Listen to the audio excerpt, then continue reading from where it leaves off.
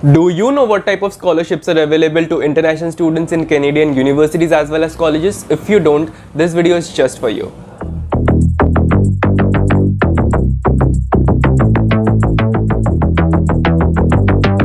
Alright, so hey everyone, my name is Aniket and welcome back to my channel.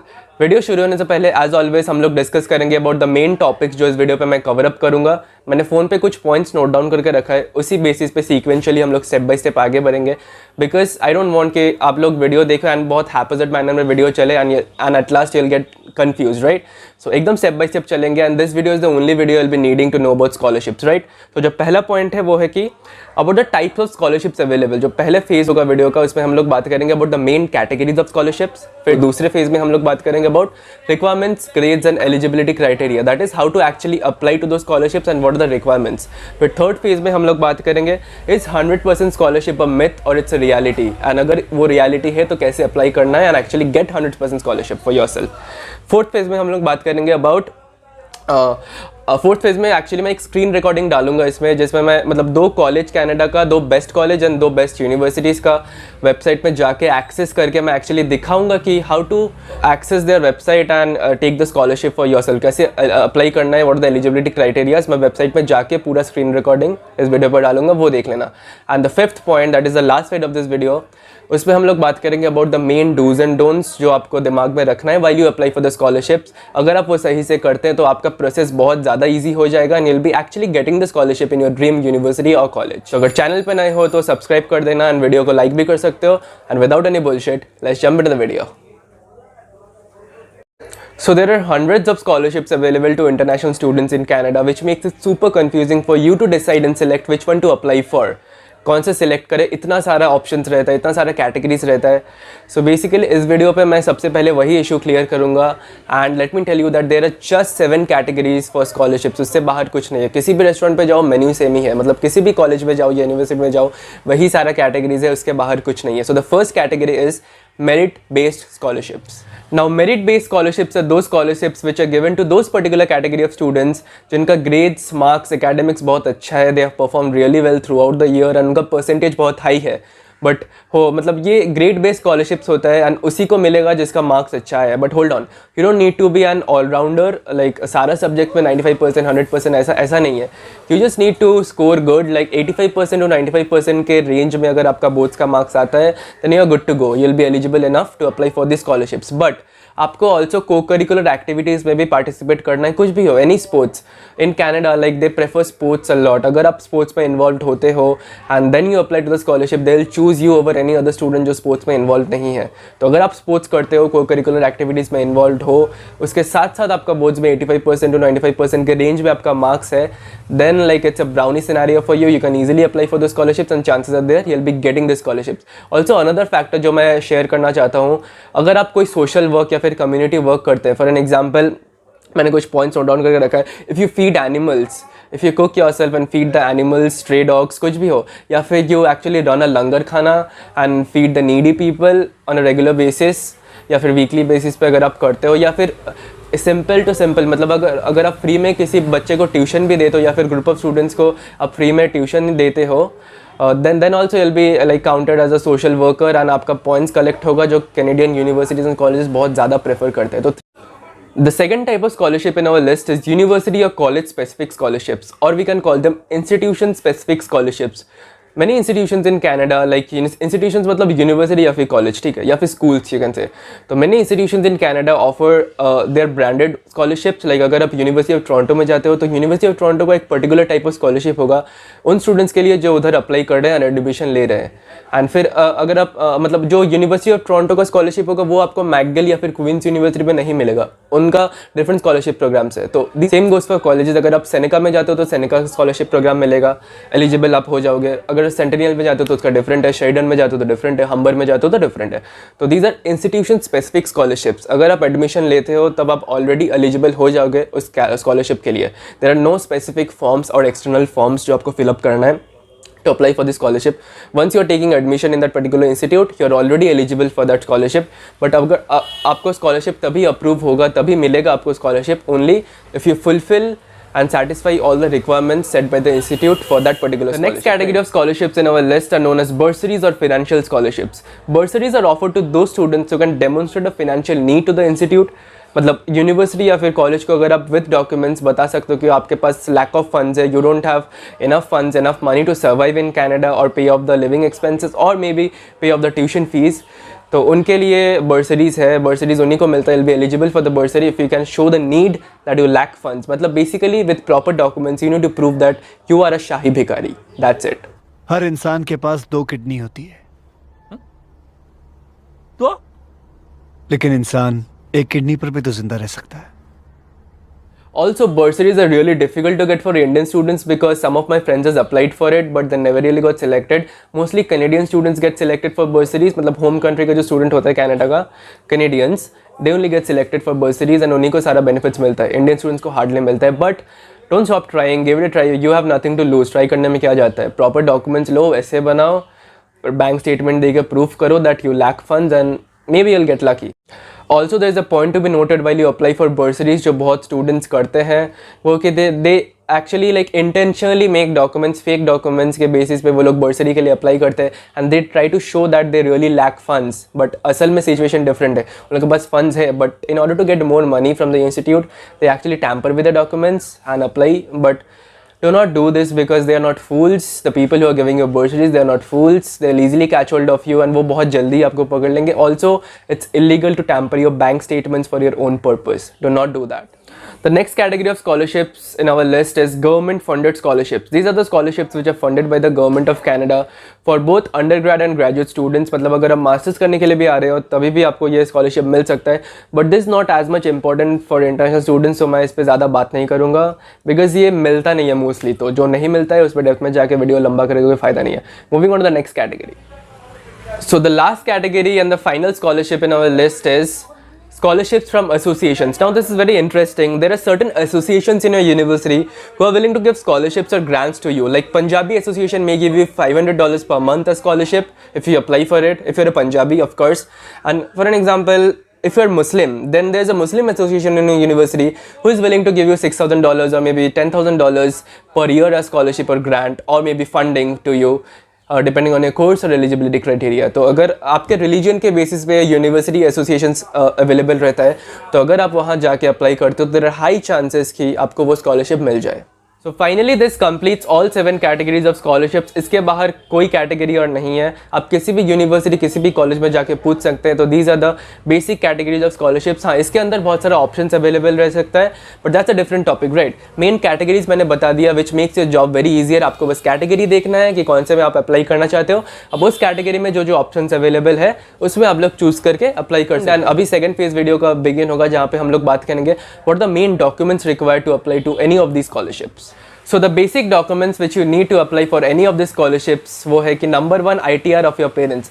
अब अगर आपके papa mummy ITR file नहीं करते, उनका इनकम उतना ज़्यादा नहीं है, then there is a different procedure by which you can actually get an ITR for your parents with just 2,500 rupees. वो मैंने लोन के वीडियो में कवर अप किया. लोन का वीडियो का लिंक आई बटन में एंड डिस्क्रिप्शन में मिल जाएगा. उसका जो डॉक्यूमेंट्स का सेक्शन है ज़रूर चेकआउट कर लेना because documents are quite similar to that of like scholarship and loan का डॉक्यूमेंट सेम ही रहता है. That it's the money you are getting for yourself. पैसा देने के लिए सिंपल है, इंस्टीट्यूट वही सारा डॉक्यूमेंट्स मांगेंगे. तो documents are quite similar. Loan का वीडियो ज़रूर देख लेना, आइडिया मिल जाएगा आपका. एंड लास्ट एक ऐसे लिखना होगा आपको which demonstrate the issue why you need the scholarship. आपको स्कॉलरशिप क्या चाहिए, व्हाट्स द मेन रीज़न. तो वो ऐसे पे आपको कोई कॉम्प्रोमाइज़ नहीं करना. अगर आप खुद नहीं लिख सकते, इंग्लिश में वीक हो तो किसी प्रोफेशनल से लिखवाओ but do not compromise in that ऐसे. कुछ पैसा ज़्यादा लगता है तो दे दो. इट्स द ऐसे जिसके बेसिस पे यूनिवर्सिटी डिसाइड करता है कि इस बंदे को स्कॉलरशिप दे या नहीं दे. तो ऐसे is very important and it's a part of a document. Also provide every other document which makes it very clear that you really lack funds but you are really talented. And if funded properly, if provided a sponsorship, you can actually make that scholarship count and make everyone else proud with your marks and grades and academics. That's it. This ends our second phase and it's the beginning of our third phase in which we'll be covering this fancy topic of like is 100% scholarship a myth or it's a reality? And अगर reality है तो कैसे apply करना है? तो इसका जो answer है no, it's not a myth but 100% scholarship and mostly applicable to Canadian students. वो Indian students या फिर international students को hardly मिलता है. तो मतलब ये it's a reality but it's provided to only Canadian students but exceptions are always there. किसी इंडियन स्टूडेंट को भी मिल जाता है but for that there's a long procedure, like probability 1:1 lakh kind of आप पकड़ सकते हो. 1 लाख स्टूडेंट में से एक को मिलता है 100% स्कॉलरशिप.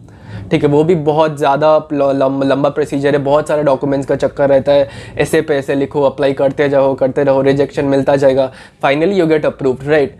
तो वो बहुत पेशेंस का, if you are having patience then you can go for 100% scholarship. But my recommendation is do not go for it. Probability बहुत कम है.